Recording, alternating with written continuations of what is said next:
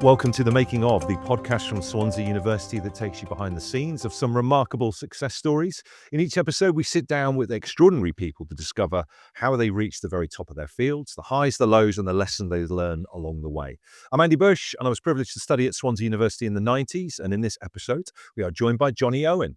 Jonny is a proudly Welsh producer, actor, and writer whose career spans television, film, radio, and live performances. He's best known as the creator and producer of hit series such as Stella and the cult film Svengali, while also appearing on screen in projects including Shameless, Torchwood, Murphy's Law, and My Family. Beyond scripted drama and comedy, is a familiar face on British television through documentaries and presenting work, as well as a respected radio contributor and passionate advocate for Welsh culture and storytelling. With a style rooted in warm wit and authenticity, his work consistently celebrates working class life, community, and the distinctive voice of Wales.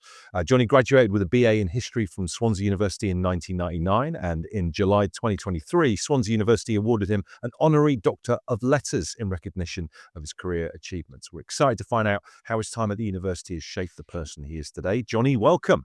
Thank you very much, Andy. That's quite the introduction. I'll have to get work with me on my PR side. I can follow you around and introduce you at dinner parties. That's not a problem at all. Sounds good to me, man. Jonny, it's amazing to have you on the podcast. When you kind of stop and think about your time at Swansea University, how does that make you feel? What kind of emotions do you feel? Yeah, I'm warm and proud to have gone there. I loved my time at Swansea University. I've said this many times in many interviews. It was a hugely pivotal part of my life. It really did have a massive influence on me for the good. The lecturers that I had, they were fantastic. The time I had there was brilliant. I'm still friends with fellow students. I'm still friends with fellow lecturers who were sort of there with me as well. So it was an incredibly important time of my life, and something I really enjoyed as well. I went a bit later in life. I went sort of in my early 20s. And so I did all those strange things, like I really enjoyed the library and used it. And rather than just going out all the time, I sort of went there a little bit older in some ways, and sort of really took sort of advantage of the university in its full, really. I really enjoyed going there. I love the city. Like I said, I love the people there. And it was a massively important part of my life, Andy. So were you described as like and this still makes me laugh because, these people are only in their 20s, but were you described as a mature student when you went? Yeah, I was. I was 21, I think, or something. It was something. I mean, it was one of those big sort of decisions in my life that was, hugely sort of sliding doors moment, I suppose you'd call it. Hugely important was, I kind of left school with a few O levels, and I went to work in the Hoover factory, which was the main employer in my hometown of Merthyr Tydfil in the South Wales Valleys. It was still an industrial town, really. I was catching the tail end of it. My dad was like most of my classmates. He'd worked in the pits and the steelworks, so we were all sort of a similar sort of like, really, in that town. And I went to work in Hoover's. I worked in the office there. I was what my father used to call a computer boy, and he was delighted. He was delighted that I was in there. It was considered a job for life, and I was kind of very happy there. I was sort of a local boy. I was seeing a girl. I was watching my local team. No real great ambition to do anything more than that, really. And then they made sort of my department redundant in my early 20s, and it was a big moment, really, because I thought, well, what do I do? This was the early 90s. There wasn't a lot of work, and I decided to go back to full-time education. I was very lucky. In those days, you had a grant, and I had a little bit of redundancy money. And like I said, I was only 21 at that point, 20, I think, 2021. There I was redundant, and I thought I'd go back to Aberdare College, which was a local college which had a very good reputation. And I studied some A levels there, and I really enjoyed them. I had the right attitude to go back into full time education. I wanted to get them. I wanted to work, and I was very lucky that I applied to Swansea University. Had an interview with the very well known and famous Peter Stead, Professor Stead, who was a great guy, and he sort of gave me an offer sort of to get certain grades. And I got them, and I got into Swansea University. And like I said, it was a big important moment in my life, really.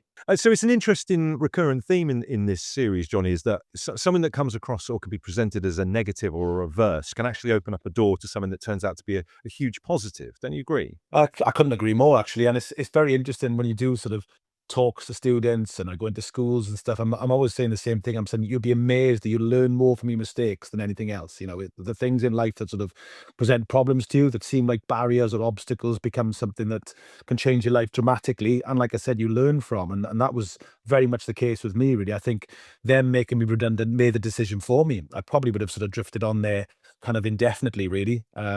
But that moment sort of pulled me out a bit and made me think, right, I've got to reevaluate my life now. And that's been a recurring sort of theme right through my whole, I suppose, career, in TV and media. The mistakes I made, I thought, oh, I won't do that again. I learned from it. And sort of, I always say to people, like, if you just get everything right all the time, then, you'll never learn anything. You'll just sort of stay the same. Whereas if you get something wrong, then that can dramatically change course for you, really. And that's very much what happened to me. So, and also, I mean, chance seems to play such a big part in all of the stories that we've had in this series so far. So, well, how does that make you feel about? I mean, you can't almost have a complete game plan. If there's someone listening to this and at the very start of their career, it's almost impossible to have a complete roadmap of what you want to do. It doesn't kind of work like that, does it? No, it really doesn't. Opportunities can present themselves to you in the most unexpected ways, and often, in life, you sort of plan something out, and something completely different will happen. That's invariably happens more than it doesn't. I found, and for me, I was very lucky. I went back to Swansea University, and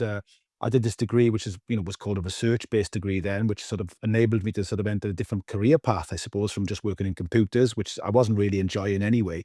And then, I had an opportunity where I was in a band actually, and the band got signed to Warner Chapel. This was about the time that the Stereophonics had taken off, the Manic Street Preachers, Catatonia. My band was signed, and I remember going into Swansea University and saying to them, "Look, my band's just been signed. What do I do?" And they were like, "Well, take a year off." They were brilliant. They said, "Look, take a year off, see how it goes after a year." And then you can make a call then. And I always remember the lecturer at the time telling me, like, Mick Jagger took a year off apparently from the LSE. And I was like, "Oh, did he? Okay." So they were great with advice, Swansea University. They couldn't have been more helpful. And after about sort of 7, 8 months, I thought to myself, well, you know what? I'm going to go back to Swansea just to finish my exams because I only had 1 year to do my degree, but I was still playing in the band a lot of the time and sort of working around lectures and all sorts. But they were so accommodating. They couldn't have been more helpful because they could understand that this was an opportunity for me. But I managed to finish the degree, and I'm so glad I got that degree because I went on a different career path then because this sort of job came up at HTV, as it was called, in ITV Wales, which was looking for somebody who had a research-based degree that had some experience in that world. And before anyway, I was kind of working there. So, I had no idea where I was going to go really at that point. It was just like you said, the opportunity sort of presented itself to me, and I took it. So yeah, I mean, what an amazing time that was to be involved in the music scene, specifically the Welsh music scene that was so vibrant in the 90s. Tell us a little bit about that, because that's amazing. I remember bands like the 60 Foot Dolls and stuff coming and playing at Swansea. Yeah, it was a great time actually, and I knew all those bands sort of on a personal level because we all sort of like share the same venues and journey, I suppose. And the band I was in started picking up a bit of heat. I'll never forget it. We were picked us about In Excess. We were a really big band at Oh the wow. time, and yeah, we played several times with the Stereophonics and Catatonia. We knew them all really well. We were all sort of playing on the same bills with each other, and it was quite a funny story actually. It was when I was offered the deal, I obviously had to go back into university and say to them, "Look, this deal's just been offered." But the week before, I'd been on sort of Welsh television. Our band was like saying we're getting a bit of traction, and the lecturer that I went in to see, he was like, "I seen you on television this week." He said, "I nearly fell off the settee," and I was like, "Well, I've come in to talk to you about that actually." I said because I'd been offered a record deal, and he was like, "Really?" And they were brilliant. They just went, "Oh, okay, let's have a sit down and a chat about this." People like John France and Priest Morgan, and there's Peter Stead, fantastic people, and they were like, "Oh, Johnny, you've got to take this opportunity, give it a go. We'll keep the university place open for you." And that's what they did, and I sort of played Swansea many, many times and sort of played right across that circuit in South Wales and beyond and up into London and I played all over the country in the end. But it was a fantastic time. It was sort of labelled Cool Cymru, which was a nice label to have, Wow. really. Usually Wales is seen as a bit of a backwater, but to suddenly be called cool was great. And yeah, all those people that sort of I still kind of know, Keris and people like Kelly, they're still friends of mine, and they've all done fantastically well and stayed in the game in some way. So it's testament to them and the talent they had, really, that they were able to sort of stay with it. And then what kind of venues did you play in the Swansea area? I've mentioned this a few times on the series, but like one of my favorite venues in Swansea, it's not there anymore now, is Barron's and so on. Barons. Yeah, Yeah, we played did Barons. you? We played Brilliant. Barons. We played Cardiff Arms. There's a very famous pub in Swansea where all the indie bands sort of played Barons quite a few times actually. And we even played in the university once as well. We played with I think it was Primal Scream on a bill. So we played quite a few sort of places in Swansea. They had a very sort of vibrant band scene. There was a very good Swansea band called the Penny Drops, who they were the sort of seen as a Swansea indie band at the time. They were very good friends of ours. I still speak to some of the lads from that band. And our manager, you see, was from Swansea. His name was Paul Dixon. Dixie, bless him, he's passed away now. And he's a very well-known character in Swansea. And I later did a film called Svengali that was based on him. That was a Universal film and his life. So yeah, Swansea was it was really interesting. I was there in university, and there was all these other stuff, all these other things happened as well with my band and the scene at the time, and it was just a great time to be young, really. And have you ever thought about, like with Oasis making a comeback and everything, Johnny, you ever thought about getting the band back together? I'm still very good friends with all the boys in the band, but no, I didn't. I don't think they'd be the same demand, to be honest, Andy. But I'm glad I did it. I'm glad it was my kind of route really into sort of that world as well, I suppose, the world of sort of TV, film, entertainment, and I very much used sort of what I'd learned really sort of how to perform and stuff, and all those kind of things, and it was a wonderful time of my life, and I recently played bass again on a song that did really well for Reverend and the Makers, who a friend of mine, my Oh, wife cool. Vicky McClure. She sang on it as well. So I still sort of play, a little bit, but no, I definitely think it's two things. Music, it's a young man's game for me.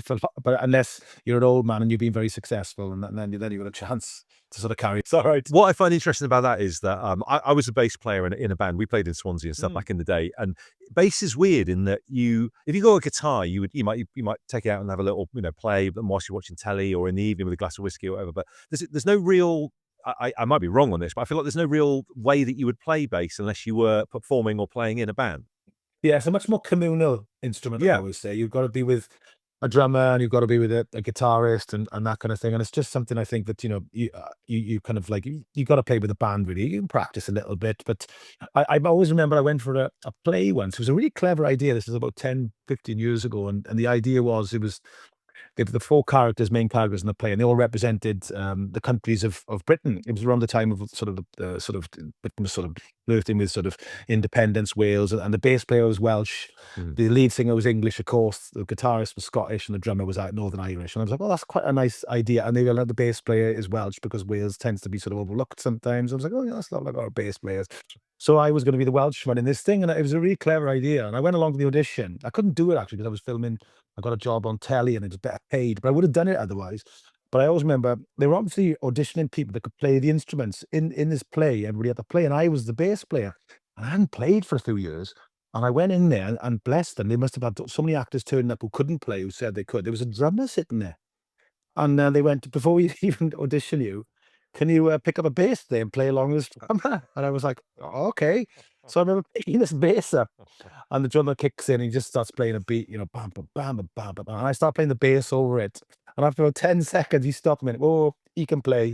And I was like, "Oh, thank you very much." And it was obviously all these actors had come in who couldn't play. And he was like, "No, no, he can play." So I was quite nice actually to know that I could still pick up the bass and have a go with the drummer. Still got it, still got it. And that's a Right. lovely story that, and that's really interesting for people to hear as well, that, the university, if something pops up in your life, you get maybe an opportunity along the way, and that's not a bump in the road in your path, it's a great opportunity. The university are really helpful with that kind of stuff, right? Massively helpful, and this is a big thing I often talk. I've mentioned this many times in interviews. They couldn't have been more helpful. And then ironically, this happened as well, was when I went back, for the final year, and then I got a part in a really sort of, long-running Welsh drama series called Nuts and Bolts, which was on Welsh television. It was on HTV, and I had one of the main parts. And that meant I couldn't do my exams. So remember now, I'd had a year out, I'd gone back, and suddenly something clashed with my exams. Now, this wasn't being in the band, this was acting. So I rock It's rock and roll Johnny again with another problem. yeah. I turn up again and I kind of go, "Oh, look, I'm really sorry about this." I said, I know I've taken a year out, but I said, "I've got an acting job." Again, the university went, "Don't worry about it. Take the job," because it was over a period of months and it was well paid. And they went, "You can sit your exams during the resits, when everybody else resits," which was pretty intense, because it was an exam at 9 o'clock in the morning for 3 hours, and an exam at 1 o'clock for 3 hours over a 2 week period. But actually, it worked really well for me because I kind of was in the way it just suited me. I was in that kind of mode, I suppose, and I did it. But they were brilliant. And then when I was on that job, I went back for the second series, and lots of people were in drama school, and lots of people were sort of having clashes with their drama schools. Now, I was studying history, and I always remember them having terrible problems with their drama schools giving them time off. And we were flabbergasted by this because the most difficult thing that can happen to you at the drama school is getting a job. So these were actors who were getting jobs while in university, but the universities or colleges were being really difficult about it. Mm. I was there in Swansea University. studying history, which wasn't in the world of drama, and they were going, "Yeah, do your thing. It's not a problem." They couldn't have been more helpful. So it really stuck with me that they were so helpful in that way, and that's why I've always tried to keep a relationship with the university and do stuff when I go back and speak to students and anything I can do to help really, because for me, they couldn't have been more helpful. Let's talk about Merthyr Tydfil because I was at the Hendra Student Village when I was at university there, and Yeah. I lived with a lad who was from Merthyr, and he used to describe it to me, and it was like someone describing something from Lord of the Rings, and it with these rolling hills and all this kind of thing. What was his name? If I know him, it'll be so well. What was his name? All I knew is his name was H. We used to call him H. He was absolutely gigantic. He looked like Chewbacca. And he was like a big heavy metal type guy, and he was a lovely, soft, Okay. gentle bloke. But and I mean, we ended up visiting the valleys quite a bit when I was at university there. For people who Yeah. don't know it, it's such an incredible place. Can you describe Merthyr and the valleys and what effect that's had on you and made you the person that you are? Yeah, I mean, the Valleys is a fascinating area of Britain. It was an industrial coalfield basically. Merthyr Tydfil, where I come from, was a mining town. Pretty much all my ancestry, on the male line, worked in the pits or the ironworks that were there. But it didn't exist. The South Wales Valleys really is a place for people to live Mm. until they discovered iron ore and coal. So this sort of very interesting people sort of developed, this very interesting culture developed there, built around heavy industry, rugby, sport, boxing, choirs, sort of very distinctive way of living. And I sort of grew up just like I said in the tail end of that industrial era. So I did, have the classic thing of my grandfather lived next door to his sister. He was one of 12, the house door was on the latch. I had all that, and I remember it very well. And like I say, my dad was sort of working in the pit when I was a kid, and he was in the steelworks. But this was very much like the norm in my class. But it did engineer a very, very tight community, a very clannish sort of attitude amongst the people. I think that's because of how difficult the industrial work was. People had to look out for each other, and the union was strong. And I had a big extended family. I had a brilliant, brilliant upbringing. I caught it really smack in the teeth, that sort of 70s era where the welfare state had been introduced, education was all paid for, your teeth, everything. You kind of really grew up knowing you had care in every aspect and a big extended family. And there was no idea of people being rich in them days, Andy. There's a few cars in the street. Mm. We went on holidays once a year down to Porthcawl or Barry. Your dads all worked and earned roughly the same money. So there was a kind of very homogeneous culture, they'd call it, but it was very, very close, very tightly knit. And I loved it. I loved growing up there. And it meant that it was a place that was a very distinctive character, as you said. And you live in Nottingham now, right, with your wife Vicky. Do. Do you go Yeah. do you go back to are you drawn to the valleys? My mum's from Liverpool and always has to go back to Liverpool to kind of, she lives in Devon now with my dad, but like keeps getting drawn back to Liverpool all the time. Is the pull there for you? Yeah, I go back. Oh, and my wife laughs at this. I have to go back. Obviously, I'm heavily involved with the local football team, Merthyr Town. I'm a sponsor of the ground, and I try to do the kit and things, and try to give something back. And I go back to see my mates. I've still got the same mates as I had when I was a kid. I go to watch the football team. I have a few pints. My brothers still live down there. My father, bless him, has passed now, but I still go down there, see my family, and really enjoy it, and sort of try to keep that contact like your mother's got. It is like a gravitational pull really that sort of makes you think, well, I remember where I come from and who I am and who the people are. I think that's very important for us sometimes. And then, I mean, I was going to ask you as a kid, did you know what you wanted to be? But you were just saying, ambition wise, you weren't thinking that far ahead when you were younger. But like, did you have any like, when people say they want to be like a pilot or a scientist, did you have anything like that? Astronaut. Astronaut, exactly. Yeah. No, I didn't. The only thing I did have and do was I did learn the guitar so I could learn the bass.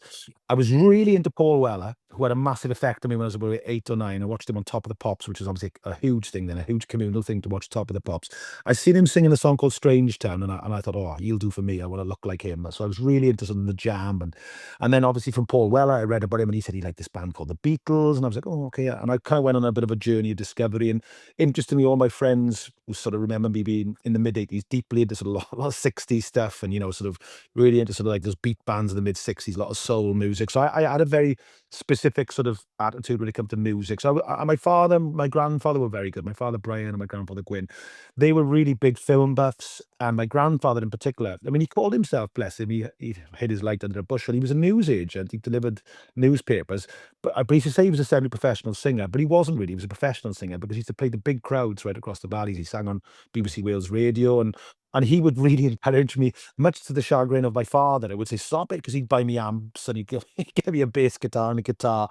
was I could see now he was really into sort of the arts, we'd call it now. He sort of had sort of he wanted to be a singer, but it was because of the times really. He didn't move to London, although he had a great voice apparently. And my dad had really good time, and as well, I grew up with being very aware that he could tell very good stories, that he was a good public speaker. He was in the unions. He was used to speaking in front of people.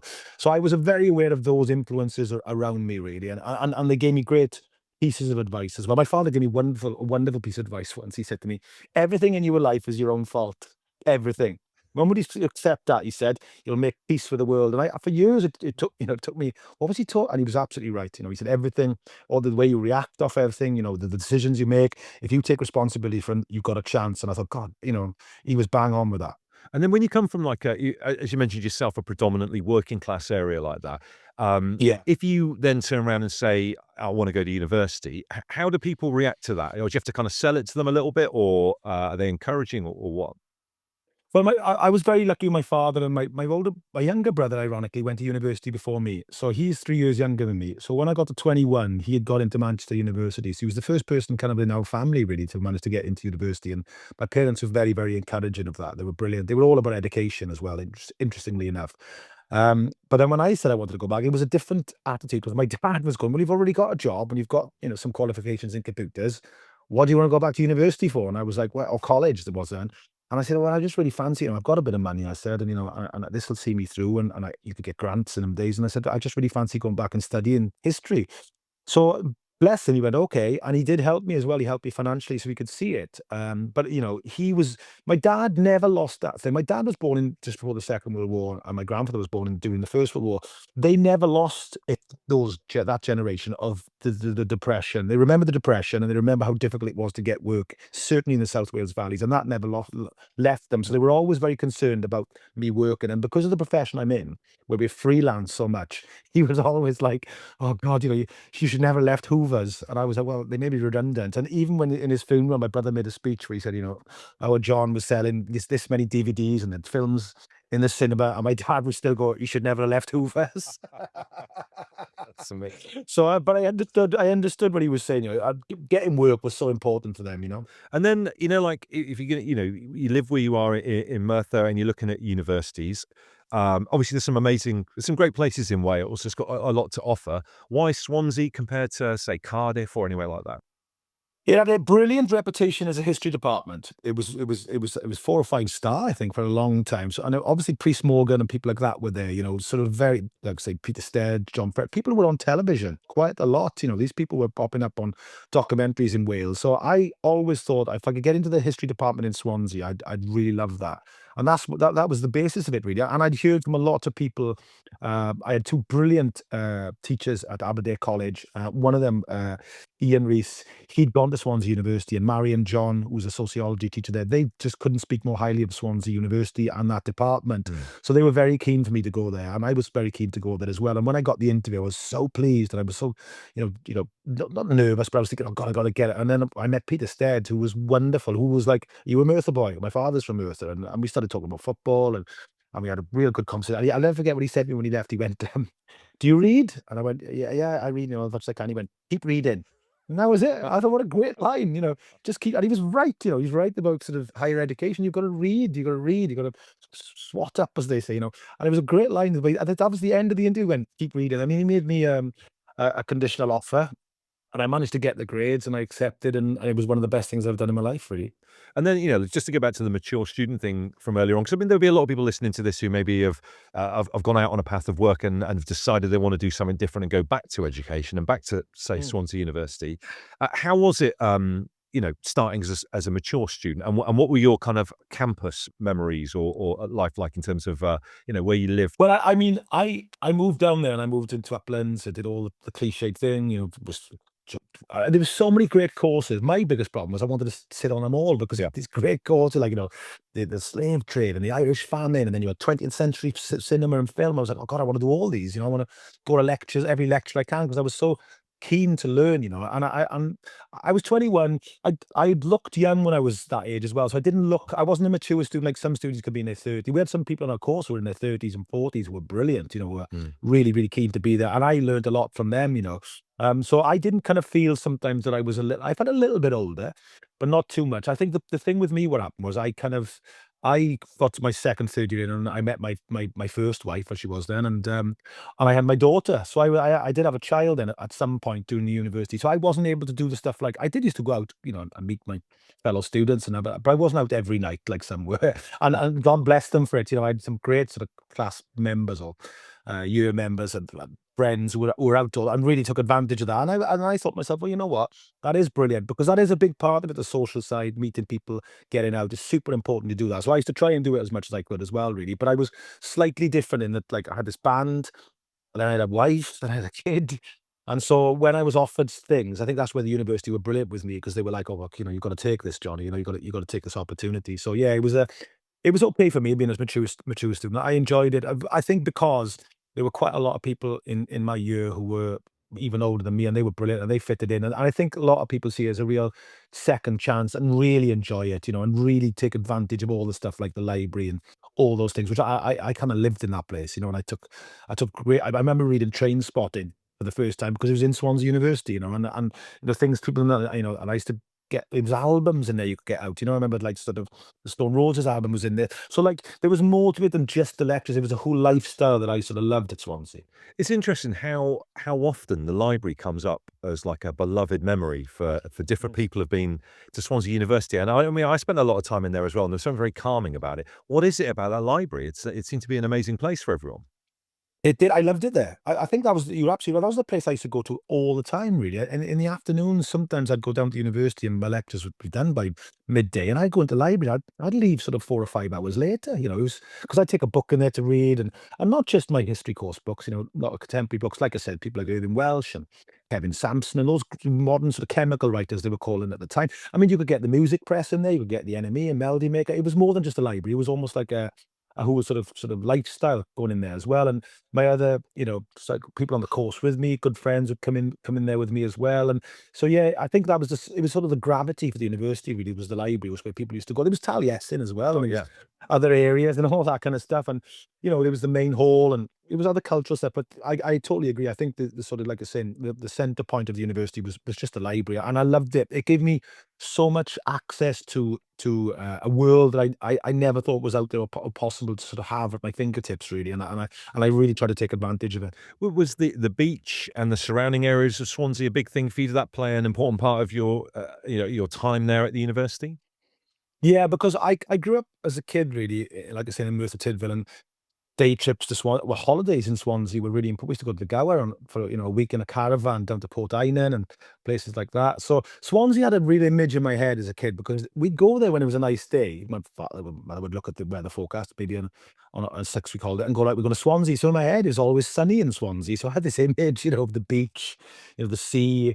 There was always sunny. So Swansea didn't have to sell itself to me, and the amount of times sort of, we'd just go for a drive down the Gower and, just go down to Three Cliffs Bay or Oystermouth, whatever, really. Just drive down there because you had that at your fingertips as a place to go. And it shows how long ago I was at Swansea University. When I used to drive there was always like spaces in the car park. You just drive in there. I was coming across from Lancaster when I was there in the last year and able to park up, and then I'd maybe have a little drive down the Gower. So yeah, I mean, I think when I'm in London now, it's quite funny. I took a photograph on the tube the other day. There's this posters for Swansea University, and I took a photograph because I was like, oh, I went there, and they're advertising in London. That pride never leaves you. And part of the poster is obviously these students looking over the bay itself, which Yeah. looks fantastic. And I would say one of the most seemingly impenetrable lines of work to get into is TV and film. And there'll be, I think it's really cool that you did a course that wasn't naturally leading towards a career in TV and film. So you're living proof that people can get into it. As people listening to this now that want to get into TV and film, what would your advice be? Like that chasm sometimes when you get to the end of your course and you think, right, what do I do next in the big outside world? How did you do it?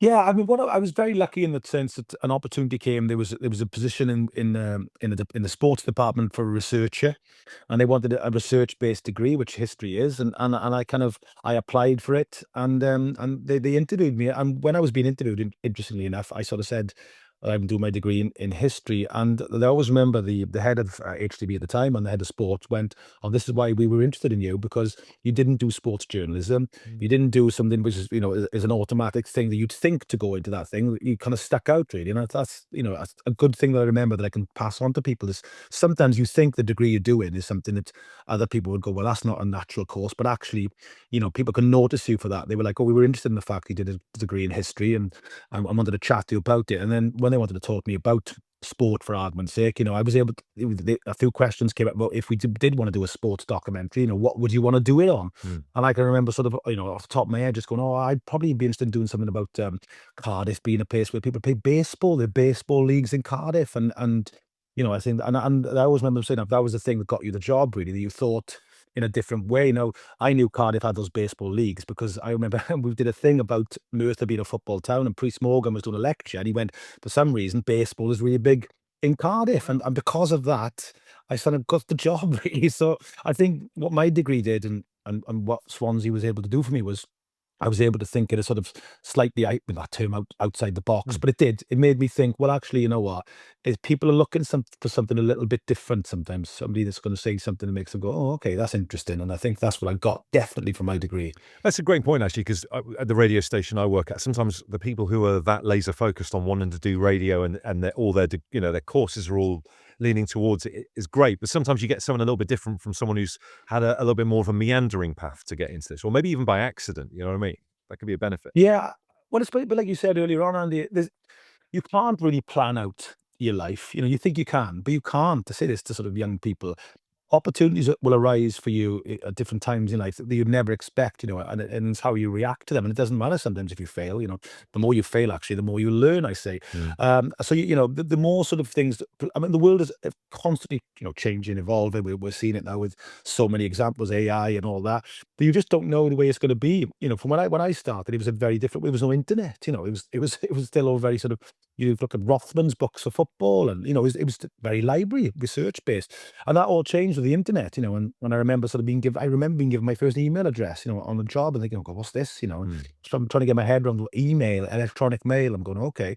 So, the world will change, you will change, and that's okay, because when it changes, other opportunities will arise for you. And the key is not to panic, I say to my daughter, she kind of has ended up in TV and film as well. And she's always like sort of going, "Oh, wow, I needed this by this." And I'm like, it really is a marathon, not a sprint. Trust me on this. It's like, you will be amazed that it takes 10, 20, 30 years sometimes for you to get somewhere that you imagined if you didn't do it in 6 months, that's it, you're out of the game. It's not true, it's about a really long race, I think.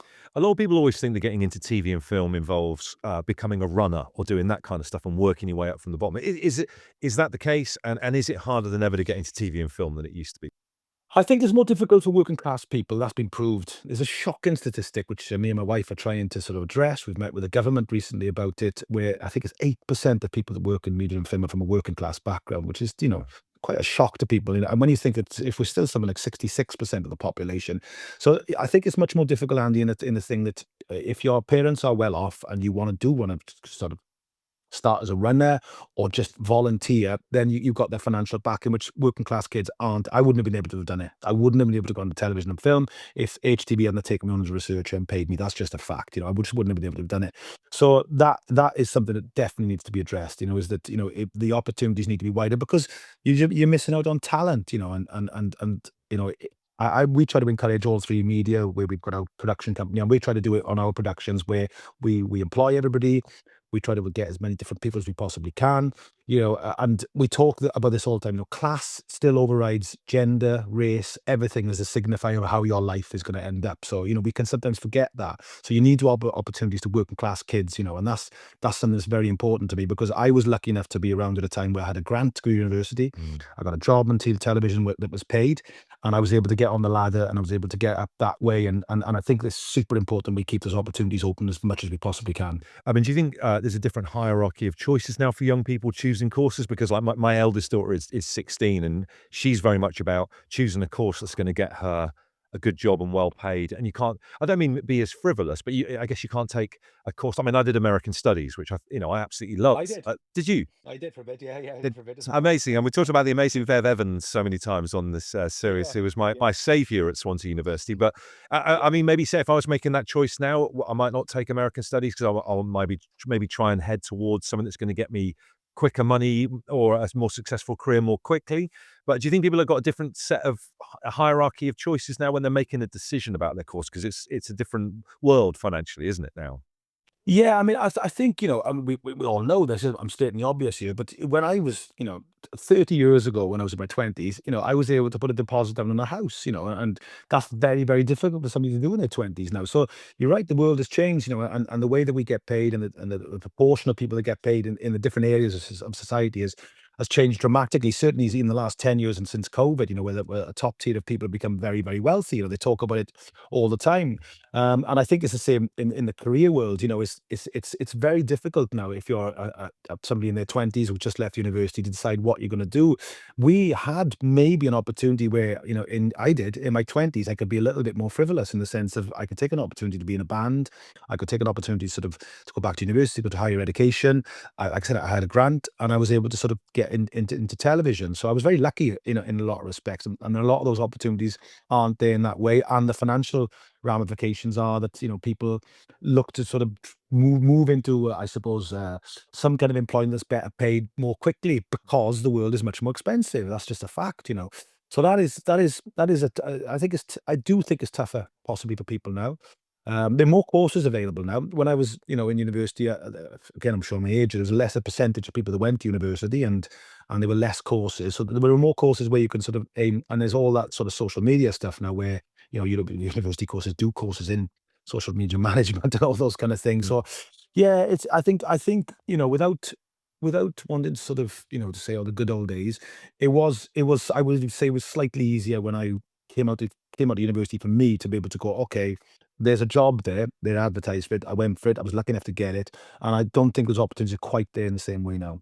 Am I right in thinking that when you first got into, performing and acting and so on, they told you to iron your accent out a little bit? Is that the case? Yeah, it did. I have to say this story more and more as time goes on. When I was at HTV, as it became ITV Wales. I can remember vividly sitting in a meeting, and I was the only presenter with this accent, really, and it's changed dramatically now. Again, for the better. You've got people with sort of very Welsh names presenting on the BBC News and things. But my accent was very much seen as sticks out. Really, this was in the late 90s. And I always remember the head of news at the time, a guy called John. He was a lovely guy. When said in a room, the only accent we've got of our audience, remember this, the people listening to us, is Johnny's. And I always remember him saying that. He said everybody else he speaks with RP. And people used to go to college. They got rid of this now, where they beat the accent out of them, and you'd learn what they call RP, received pronunciation. I didn't. I stayed with my accent. I stuck with it, not for any sort of massive reason. I just thought to myself, oh, and I didn't realize it would wash out that. I'd end up on Talksport and doing a lot of work in voiceover, in the voiceover area. Now I get well paid for my accent. If I'd lost it, I probably wouldn't stick out as much. The irony is I kept it, and it proved to be a tool for me later in my career. But certainly when I started off, the amount of times it was said to me by my agent in London and different people, you should really go for some RP lessons to iron out your accent to help you, because they said, you're going for jobs, certainly in the theatre side of things, and they don't want a strong South Wales accent. And it ended up 20, 30 years later. I ended up sort of like doing doing lots of voiceover work with my accent. It's ironic, isn't it? And then, so if someone's listening to this and they did at the end of the day want to get into acting and so on, what would your advice be? Is university the right kind of route through to end up acting, whether it's theatre or TV or film? What would your advice? I know it's a tough one, but like, what would your advice be for people to that? No, it's a great question actually, Andy, because it always interests me that of course there are great actors that have been to the Guild and RADA, but I always notice that as many actors have gone to sort of I have studied actually history and subject like at Oxford and Cambridge.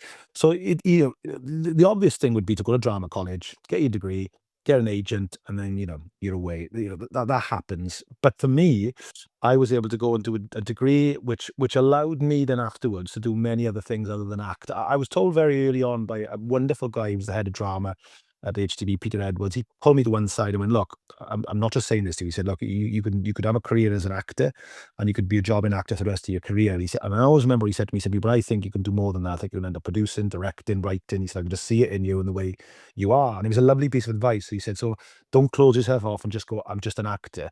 If other opportunities arise for you, take them." And which is what happened. I was acting and I got offered that role as a researcher in the sports department. And then, of course, when I was in the sports department, the head of history knew that I had a history degree. He called me in and said, "Would you like to work on this series when it was the off season, when it was the summer?" I went, "Yes." So I ended up doing a historical documentary. It was about Welsh soldiers fighting in the Second World War. And I did one about the First World War, which were areas I did sort of cover in university. So once I was in that, I would always say to people, don't, especially in the more so now than ever. It was much more difficult. You were pigeonholed, certainly for a long time after the Second World War, in media, TV, and film. But now you can diversify and be whatever you want to be. You can act, sing, research, direct, produce. There's no such thing as what you can or can't do. And I was really glad of that advice from Peter, because it made me think to myself, well, I'm going to try and do as much as I can. So any opportunities that come up, I'm going to take them. If somebody asks me to present, I'm going to do it. If somebody wants me to write something for them, I'm going to do it. If somebody wants me to research, I'm going to do it. It was a really sound piece of advice, actually, because it just means you diversify what you can do. And then let's talk about the honorary degree that you got from Swansea University. What was that like, and what an amazing thing to receive, and really cool to go back and everything as well, I guess. Yeah, it was brilliant. I was so proud and pleased to have it, and I was so proud to have Professor Priest Morgan, who was such a brilliant sort of course lecturer. He looked after me really for those 3 years. He was the guy that I had to go to and sort of, and we still write to each other. He still swims in the sea every morning. Oh, wow. Looks incredible for his age, and he came, he drove. And I was so glad to sort of, you give this sort of thing where you say to the kids, blah de blah, well, and I just said to them, "Look, don't worry. All the stuff we've just taught," I said, "Don't worry about it. You'll make mistakes. Life is long. Just whatever happens, just remember." And I always remember saying this thing that my grandfather said to me, and I'll never forget. He went to me, "If you turn up on time and you do your work, you'll be amazed how many other people fall by the wayside over the age of 20, 30 years." And he was right. It's like, and I sort of said this to him, "You'll be amazed how much just turning up and just doing your work will set you apart over a period of time." And he was absolutely right. So I was able to make this speech and sort of said, "Go out, party this summer, enjoy it, enjoy being young." But I was able to say thank you to Priest Morgan as well, Professor, and sort of say how important he was in my life and how important Swansea University was in my life. So it was great to go back and say thank you to the university. That was the most important thing for me, Andy, is just to say to them, "I really remember and value the way you were with me. The life that I've lived since is because of you," and going there, no doubt about that. Final question then, Johnny. If there's people listening to this, watching this, and thinking about potentially choosing Swansea University for the next stage in their journey through life. I'd say to go there. I'd go there in a heartbeat again. I'm so glad I went there. It was so important to me. I mean, I can't convey this enough. I say it in interviews. I try to go back there as much as I can, just to say thank you, to repay them in a small way for what they did for me. They were patient.